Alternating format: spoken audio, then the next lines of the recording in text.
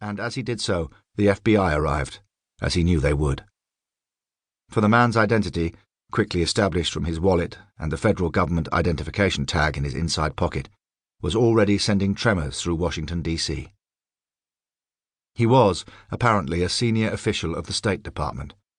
Not a diplomat, but an intelligence analyst by the name of Jonathan Munro. And when such people, the holders of security clearances that allowed them into the most secret compartments of this most secretive of cities, took their own lives, all the worst assumptions frothed and bubbled around their cadavers. Was it corruption? Sex? Was he coerced? Compromised? Cuckolded?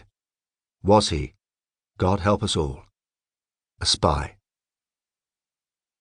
2 FBI special agents waited politely to talk to him, and for a moment the examiner looked skyward at the circling birds, felt the sun on his face. Such a death was not uncommon in Washington. The pressure, the secrecy, the sheer viciousness of the place ate away at people. But such a death was rarely uncomplicated. Part 1. The Possible. Chapter 1. Beijing. The Recent Past.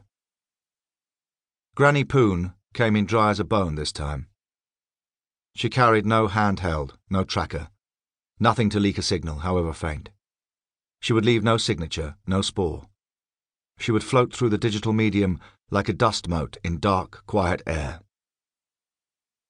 She took a bus from the airport.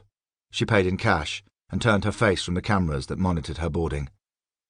The bus crawled into the city and she watched the tower blocks creep past. The concrete rendered gold in the late summer sunlight. Bone dry. Alone. That was the way of it, she thought. She looked down at her hands, their liver spots, veins rising from the dry, papery skin. She wondered if this might, perhaps, be the last time. Let's see what this stupid old woman can do. The restaurant was packed with market traders and migrant workers, the air clattering and heavy with grease, the reek of sorghum spirit. They came here for the Shaanxi food, the bowls of fatty lamb and shaved noodles. She had come in good time to watch from the scrubby park across the street, sitting still in the warm twilight, clutching a walking stick and her purse. She had made 2 passes before entering, tottering along the sidewalk in dark glasses, wheezing. Now she occupied a corner table. The waitress smiled at her, called her Ai, Auntie, a sweet girl. She ordered cat's ear noodles, heaped with garlic bolts and tomatoes, the broth thick with cumin, laced with black vinegar.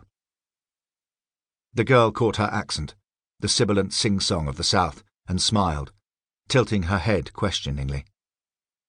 Eileen Poon just nodded. And now Eileen waited, and watched. She waited for a particular moment, one rapidly approaching, whose exact location in time had been determined months previously, perhaps years. She watched for the anomaly, the ripple on the surface of the crowd. Not long now. The girl came and placed before her a steaming bowl, plastic chopsticks wrapped in a napkin, a glass of tea. She picked at the noodles, letting the seconds tick down. She allowed her gaze to float and settle. Float and settle. Nothing. Nothing but the bark and clatter of the restaurant. Steam rising from the bowls and curling in the afternoon light. The ruddy-faced men leaning into their food, pouring the sorghum spirit from the little green bottles, tossing it back. Time. Now. She laid her chopsticks down, got shakily to her feet, one hand leaning on the table, the other clutching her purse. The sweet waitress was there, asking if she needed anything. "C'est sûr?" she said. "Toilet." The girl gestured to the back of the restaurant. A corridor. Eileen Poon tottered past the busy tables, down the corridor, past stacks of greasy chairs, an empty fish tank. The noise receded. The door to the toilet was of plywood and stood half open. She went in, felt for a light switch, locked the door behind her, and stifled her breathing against the ammonia stench. From a squat